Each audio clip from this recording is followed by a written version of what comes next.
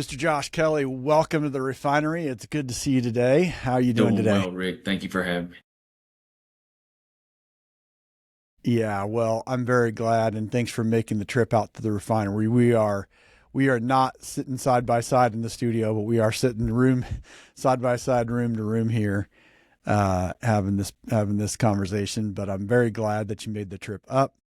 And this is your second trip to the Refinery, That is correct? correct, Rick. I love the space here, man. You've done well with it.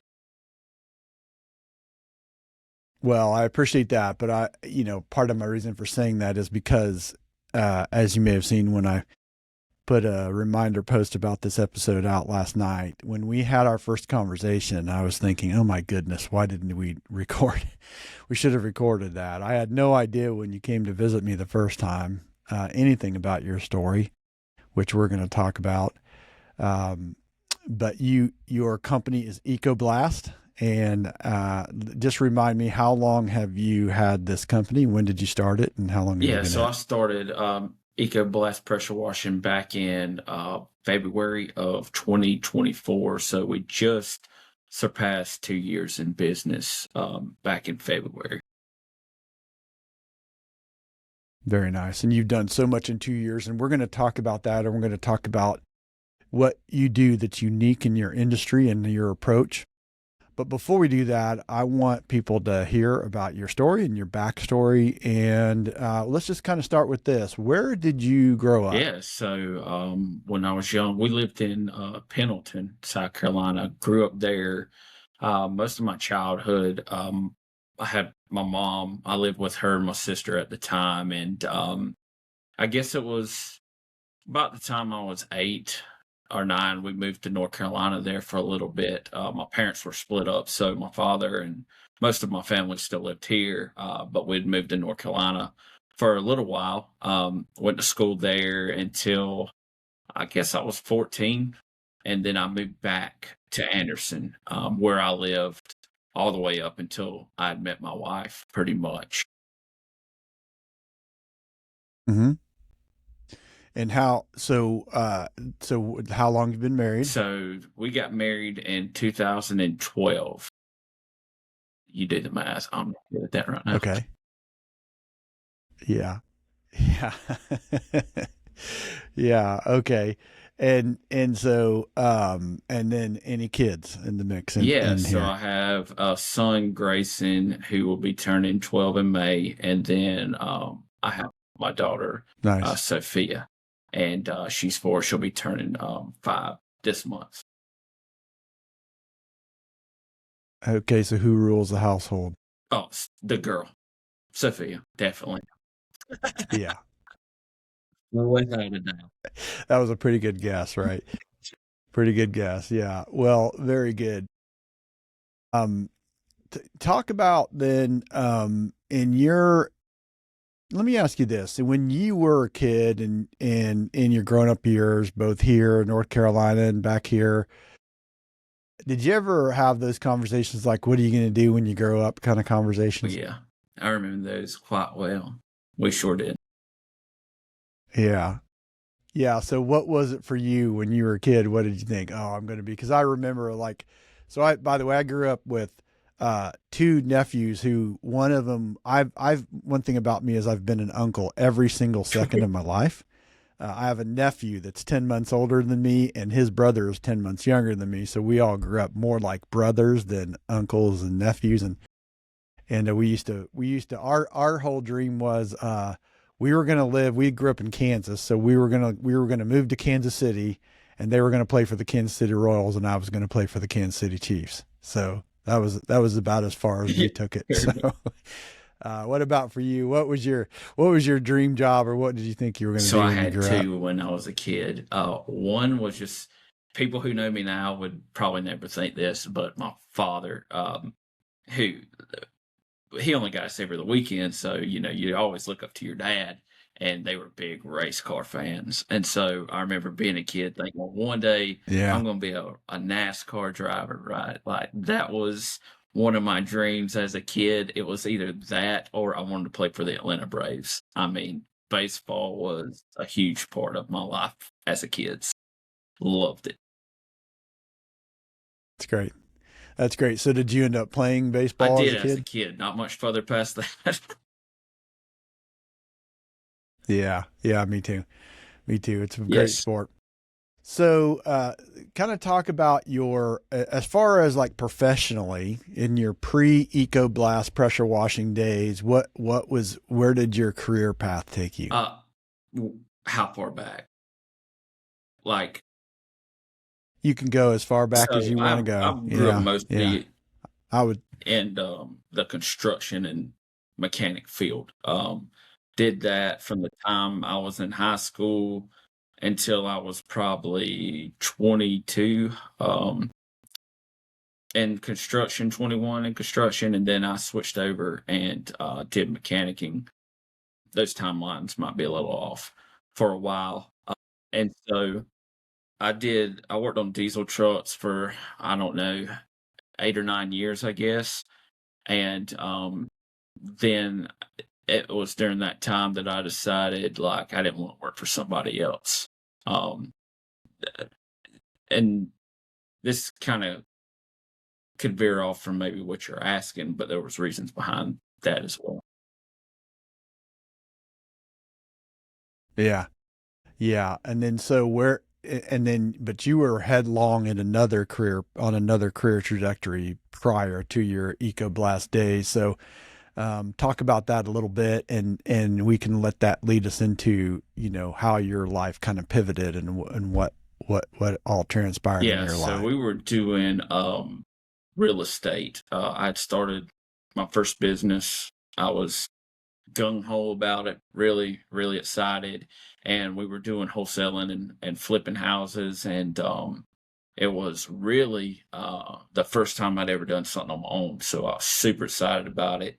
I remember it was in October of 2017, or 2018, excuse me, that I'd started that business.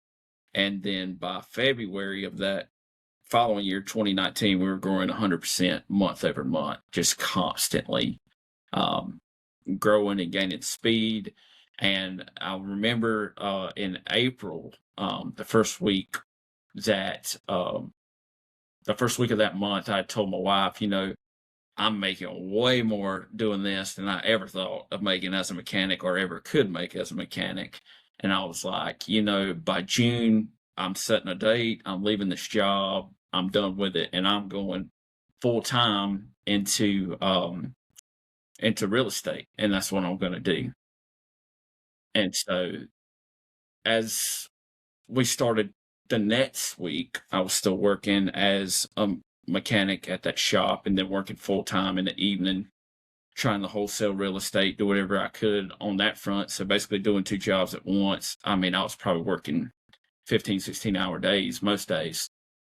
And I'd went to work. I serviced a place in Anderson that had trucks and trailers parked that we would have to go mobily and do the work.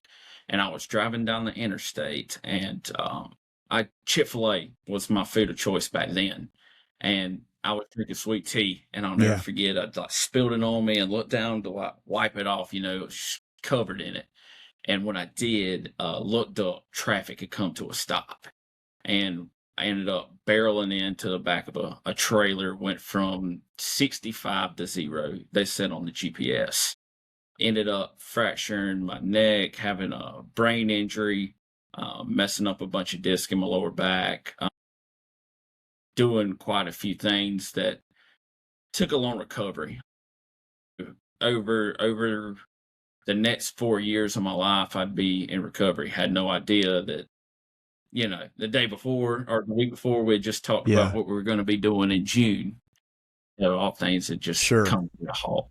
Yeah. So yeah, literally, right? So let me ask you about the crash itself.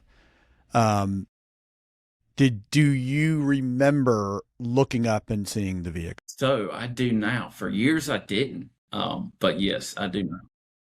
Yeah.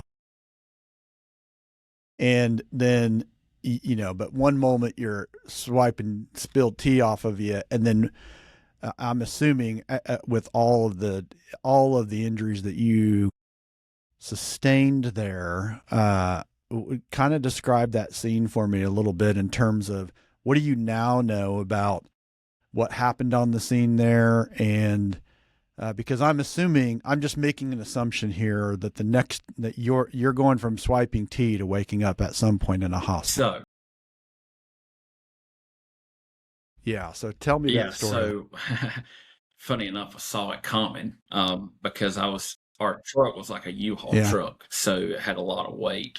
And I remember looking up, just saying, "Oh crap," and standing on the brake, and then lights out, and I wake up, and I'm in the truck still, and so smoke is coming in the cab, and it's weird because it was like as if time slowed down. Like I was not in a rush, or everything was real slow. And I remember trying to get out my door, and it wouldn't open. It had crushed that side. I didn't know it at the time, but the side was crushed, so it had pinned the door, and I couldn't get out. And so I'm looking for my phone, like filling up with smoke, and I'm looking for my phone, like, oh, I got to call 911. I think is what I thought. And I see the broken glass on the right side. So I start crawling across the truck and just fall out into the interstate to get out of the truck. And I guess adrenaline was really going. So at that time, I couldn't tell anything, Yeah, you must have know, been. was happening. And so I got out of the truck, and I remember trying to call, I think, my wife, to let her know that, hey, I've been in an accident, but I'm okay. But I couldn't remember the number. Like this number I dialed a million times, like I couldn't remember it. And I remember standing there, and it seemed like it took an hour for the ambulance to get there. Um, but it was just like this quietness out there. And I remember looking up, seeing the blue sky, and there's construction going on, and it was just quiet. Like none of it was happening. And I remember the ambulance finally got there a little while later, and they strapped me down, and I started freaking out because I don't like being tucked to something. And at that point, they took me to Greenville Hospital at Prisma over by the Children's Hospital. And when they got there, they start doing all their imaging and trying to figure out what's going on. And at this point, I really have no idea what's happening. So it was quite the scene for sure. So you basically then stayed conscious throughout. Then did you ever lose consciousness in that whole time frame? When I hit the rear of the 18-wheeler, I was out. I woke up with smoke. You were out, and then you kind of came back. That's correct. Yeah. Yeah. So then I'm curious about one detail there. It's just when you were when the ambulance arrived, were you standing on your feet? I think I was like leaned up against they have those concrete barriers on the highway on 80. It was like an 85 Woodruff Road before they had that new on-ramp built. They were building it at the time. And I was leaned up against it because by that time the adrenaline wore off, and I knew something was wrong. Like I could feel it in my neck and my head, and I just didn't feel right. So I was leaned up against this barrier waiting on them. Yeah. Yeah. Yeah. So they figured out pretty quick, like they probably collared you, and they knew. When they strapped you down, they probably did everything. Yeah. Yeah. So let's talk about then once they get you in and get you going. When did you kind of get word that of understanding everything that had taken place with your body? Probably I'd say a good 9 hours after the accident. When I finally was getting everything together and all my thoughts were coming back too, they were really explaining what had happened and what was going on. And it was at that time. And at that time, we didn't even know about how bad the brain injury was. We just only really knew about the broken bones and the other things. Yeah. Yeah. So let's talk about recovery then, because that you mentioned the time frame earlier, but just talk about the recovery process for you. Yeah, so I was in recovery for almost 4 years. I was dealing with neurologists, physical therapists, vestibular therapist, counselors, and I think there was a couple more orthopedists. They had me going to 6 or 7 different special doctors or rehabilitation people during that time. And while I was in there, a lot of them, the neurologist and the orthopedist, was telling me, you're never going to be who you were before. You'll never work the same ever again. You'll never be able to do the things that I enjoy doing, golfing or outdoor sports. They were pretty much like, that's not happening anymore.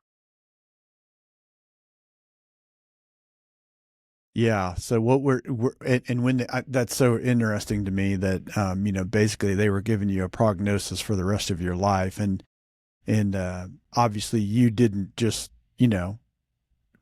agree with them. You didn't just say, okay, that's I'll be on my merry way. But one thing sorry, I'm a little bit distracted by a particular thought. Sure. My mind wants me to ask you what happened with the mechanic job, because you were like, hey, I'm going to be done with this and this real estate. I'm all in. I want to make sure I clear that out. Like what happened, like professionally, while you're doing all this recovery? What happened with you professionally? And so with the mechanic job, I was under their care. It happened at work, so it was workers' comp. I didn't actually work in the facility for the 4 years because of the rehabilitation in the case. But during that time, the real estate, at the very beginning, I had a really good friend of mine, Jay Frank, who was trying to do the same thing as me at the time. And he was really helping me out. He was going on appointments and trying to get me set up. And it just got to a point where I wasn't able to understand what I was doing with it. It was overwhelming, and it kind of just fizzled out for the next few years. Yeah. Yeah. So you just kind of set that aside. That's correct. Right.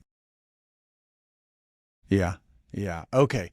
So let's talk about, though, your pursuit of health, and what do you, because you're working with a team of healthcare professionals, and many of whom are basically probably doing their level best to help you make progress, but essentially telling you, here's your lid, right? You're going to have this limit on things. So I want to hear about like what your thoughts were and what was motivating you, because you didn't just take that as an answer and go with it. You obviously had different ideas about what was possible for yourself, right?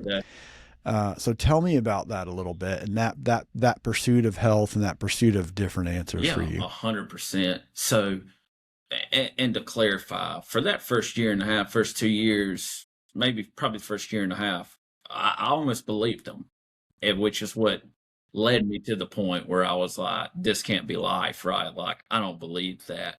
And so I was on all kinds of medicine. I would have to get Botox for migraines and different things for pain or cognitive things. And it was during that time I realized nothing was really getting better. If anything, I felt like some of it was getting worse. And I said, this can't be the answer. And so one night I said, you know what? I'm just going to look into some of this on my own, research a little bit, because who knows what might be out there. So I started digging in and getting into forums and joining groups with people who had TBIs or injuries like mine.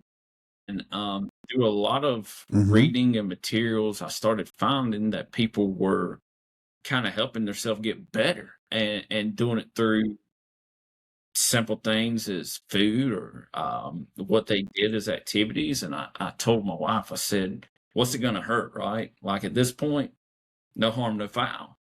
And so I told myself, I'm going to quit taking these medicines for 45 days before I change anything, right? Because I want a baseline. I can't say that it's this if I'm still taking this, because we don't know. And so I quit those medicines for 45 days. And then after that, I said, okay, I'm going to change the way I eat. So I started eating like all organic, all pasture raised. I completely cut out all fast food, like nothing processed whatsoever.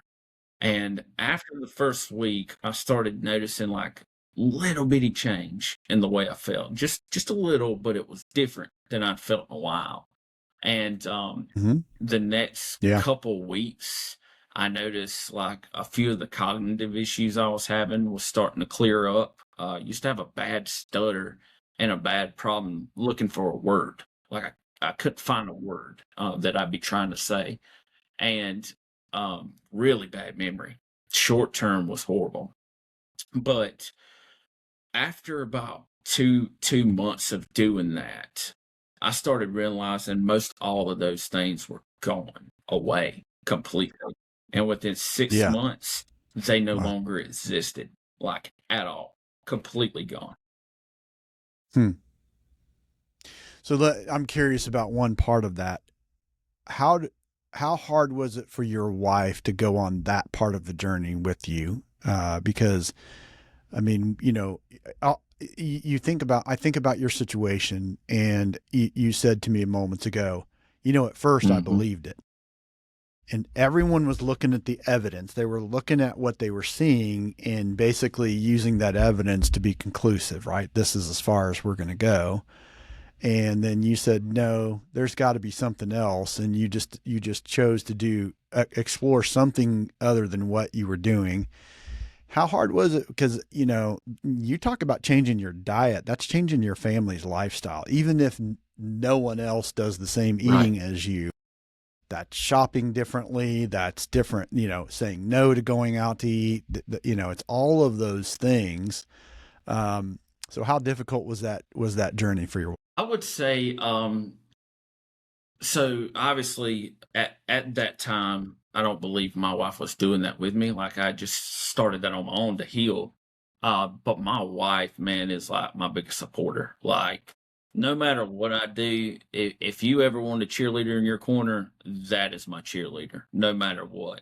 And so I really don't think it was that part of it was that hard. I think the hardest part for her was really just watching it break me down that first year and a half into something she'd probably never seen me be, Yeah. more so than the food by far. Yeah, yeah, for sure. I can only imagine some of the difficulties and challenges there. So you get past about 6 months and you're seeing major changes. And I think, because of the changes that you described are mostly kind of like neurological changes. How about physically? What were you noticing anything different Yeah, physically? and so, I'd say over about a year and a half of doing that alone, not exercising or anything, I lost 100 pounds, like just gone completely. And of course, that alone will make you feel better, when you're not carrying around all that extra weight. Absolutely. Yeah.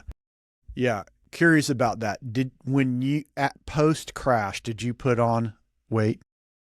A little bit, but I was already hefty. I was already pushing close to 3 then. You were Yeah. bigger. Okay. Yeah. So for anyone, take the crash out of it, you drop 100 pounds and you're Oh, changing your for life. sure. No way you can't. Yeah. Yeah. Yeah. Yeah. So what about, okay, so one of the things I know that you love to do is play golf, right? Always. Yeah.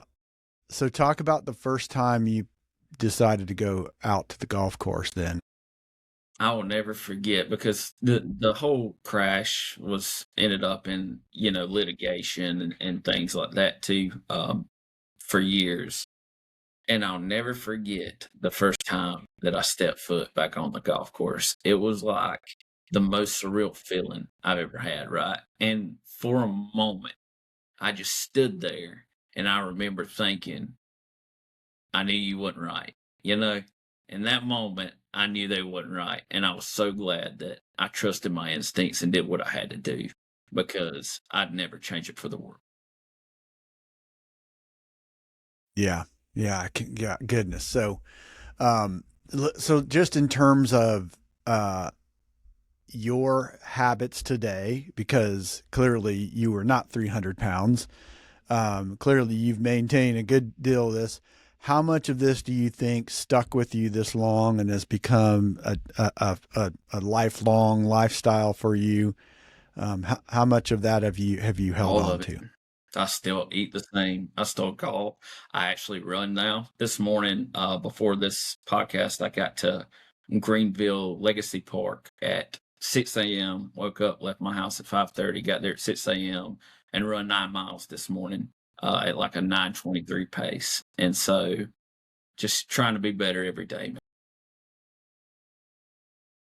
Wow. Wow. That's awesome, man. I love that. I love that. Good for you, man. Good for you.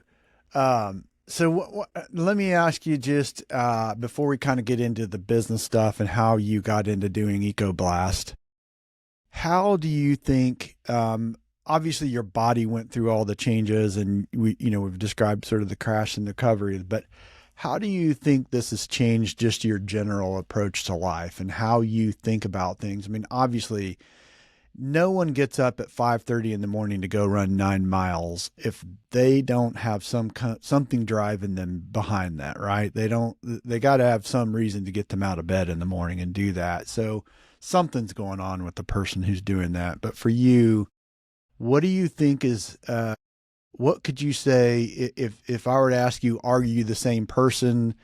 And you said, no, I'm not the same person, then what would you use to describe how you're different now than you were? I'd say I'm much more resilient by tenfold.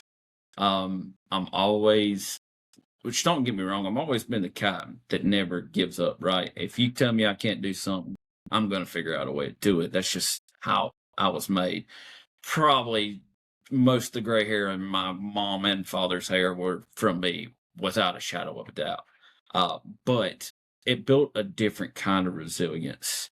And I think during that time when that happened, I didn't know if I was going to die, like when that wreck had happened, it gave me a different outlook on life in general.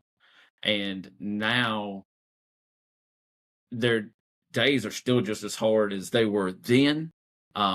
But I don't let those days define me.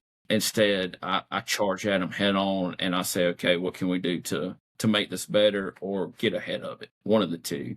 And so I would say the resilience is the biggest thing that is built in me for sure. Yeah, I love that. Where do you think that resilience probably shows up with you on a month in and month out basis today? Where do you see yourself applying? In my business a lot. Because used to when I had real estate and we would have hard months, man, they would just destroy me. And I wouldn't know how to get through them. And I'd be like, what am I doing? This is craziness. And now, like, still, don't get me wrong. Like, I have those thoughts, but now I don't care. I don't listen to them, even when I have them, because I know I look back and I'm like, look what you achieved that they said you never would. This right here is a walk in the park, man. So, yeah, it's a compared to what question, right. Isn't it? Yeah, this is, wow, I love that. So then let's talk about then how did all of this lead you into, get us to February of 2024 when you started EcoBlast? What led to that? Why did you choose pressure washing?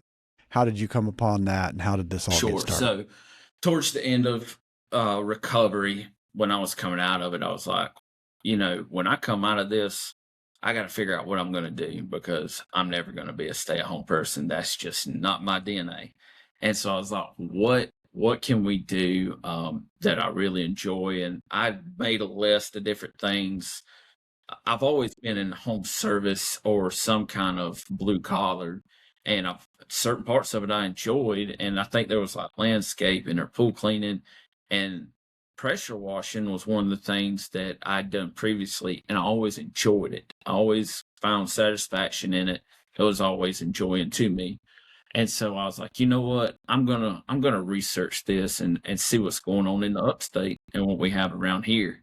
And so I start diving into companies and realizing that nobody's really offering eco-friendly pressure washing. It wasn't a thing then. There's maybe a couple people in the state, but not many at all. And so I said, there's our outlier. Like the one thing that I did that helped me heal, why not transfer this to our business? And for the homeowners that don't want like these toxic chemicals on their roofs or their driveway, why don't we outsource and find products that we can use that aren't harmful to that, and let's build our business around that. And so that's what led us to EcoBlast, was just that spark of that idea of that healing journey from the wreck. Yeah. So when you were thinking about eco-friendly, what were some of the things as far as pressure washing that you wanted? So we really wanted to avoid as many toxic chemicals as we possibly could. In certain industrial environments, it's just you can't. They don't make an eco-friendly version. It doesn't exist at the point, which is another conversation down the road on what we plan to do to mitigate that. We have a plan for that as well. But there are plenty of things that you can avoid. And so we give homeowners that option, or businesses that option, if they want to avoid them. Yeah. Yeah. By the way, you just mentioned a little sentence there down the road, another conversation, but I think what I hear in that is, in the same way where there's a prognosis, yeah, there's no other choice. You're going, yes, there will be a choice, because I'm going to go find an alternative, right? I think the resilience is probably showing up in that arena right now, where I'm sure there's some daylight hours being burnt and some energy being burnt on the pursuit of that. And so, yeah, I'm sure that we'll have other conversations about it. So let's talk about EcoBlast. Your company today. How is your company you and you deal? Is there a team? Talk about the size of EcoBlast. So I have me, a full-time guy, and another part-time guy. And then when we do large projects, I have another team that I can bring on with me, so we're able to tackle, anything from 100,000 square foot, 1,000,000 square foot industrial buildings. Yeah. And then all the way down, and you're doing residential stuff as well. Yeah. Where do you think, so far, what's been a good sweet spot for you in terms of what you're doing the most? So recently we've been getting a pretty good bit of industrial work. We always will have our residential side, no matter what. We love doing residential. That's what I started doing. We will always have residential. We will always market residential and do residential. But we've started to grow more into commercial and industrial, and really trying to be an all-around company, and not just one way, but trying to broaden it so that we're able to tackle anything for anyone, working with property managers or different facilities, so that we become, a known name in all the communities. Yeah. And right now, what would you say your service area would include? For residential, we cover the upstate. And then for commercial industrial, we'll do the state of South Carolina and into western North Carolina and the greater Charlotte area. So let's talk about how your background and your experience has changed your approach to business, or influenced, I suppose, and maybe not changed, but how does all this story that we've been talking about show up in your company?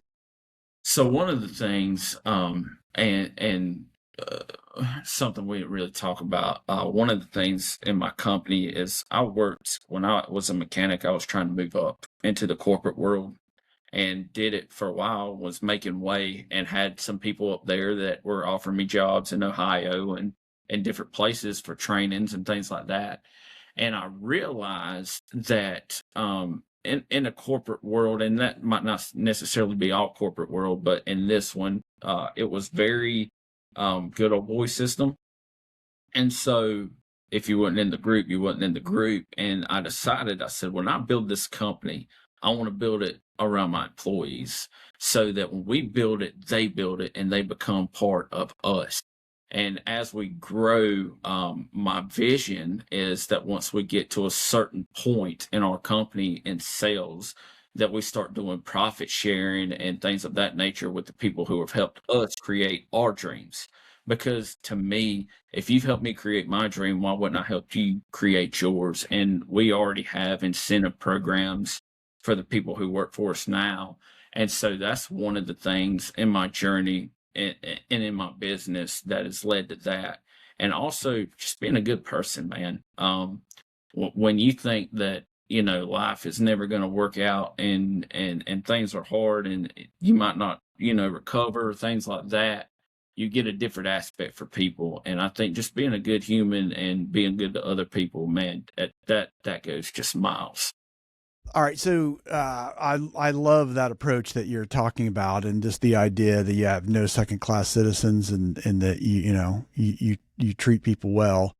How do you think that's paid off for you in terms of how your customers view you, how other people maybe in your network view you?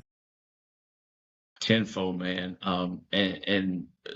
That's something that we always ask them after every single time that we close a job or that we get a job. I say, what is it that made you go with us? And it's always one of two things: professionalism and communication. Every single time, without fault, that's always the answer. And so I think we've been able to relay that because we're treating our guys the way that we want to be treated, and they in turn relay that to our customer, and it ends up helping us grow.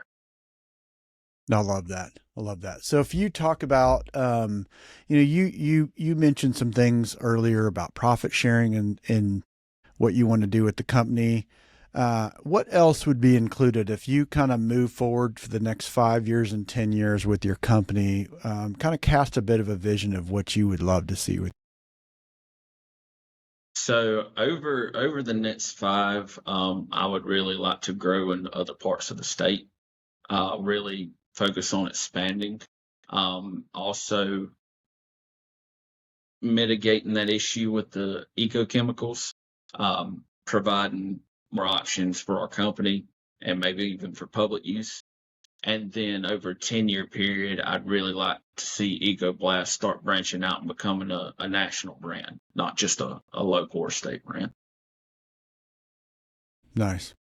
Yeah. So you're not thinking small about everything that's going on with EcoBlast or where you want to go with it.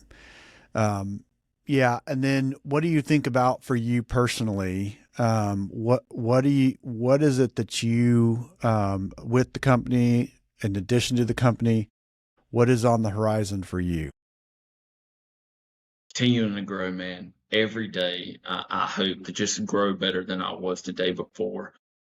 I have a gentleman that is a very good man, and he told me a long time ago, you don't got to be 100% better. You only got to be 1% better every day. And ever since he's told me that, that's what I've tried to live by. It's just every single day, even the smallest step is 1% closer to that goal that I'm trying to achieve. Nice. Nice. So let me ask you this. What if someone was watching this and they're in that place where maybe all the evidence around them doesn't look good, maybe even everyone's agreeing with it, and they're believing it themselves? What would be your message? Like if you could go back to yourself in that moment, in that time when you were believing it too, what could have you said to yourself, or what could have someone said to you? What is the message that you could give to a person? That's a good one. The first thing that comes to mind is you got this. No person or situation can ever overcome what's between your two ears. If you set your mind with intention and you want change and you want better, there's nothing that can stop you, no matter what they say. And so at the end of the day, just keep pushing forward and being that 1% better. That's it. I love it. Excellent. Well, hey, thank you so much. I know that this is not the end of your story. You're in a great chapter, and I definitely appreciate you. And, I think what I appreciate is what I see as well in terms of this momentum that you've built over the last couple of years, and how everything that happened before that plays into that, and what it'll mean for you moving forward. And definitely consider you someone I'm very happy to know, and appreciate you taking some time to have a conversation with me. Absolutely, Rick. And I would say the same about you, man.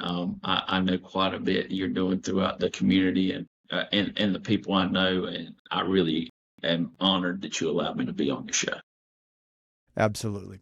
Well, thank you so much. And we're going to make sure that wherever this goes, people are going to have a way to connect with you and keep up, and definitely call on your services for either commercial or residential power washing right now in the upstate, but someday somewhere else too. Absolutely, Rick. Okay. Bye for now. Bye.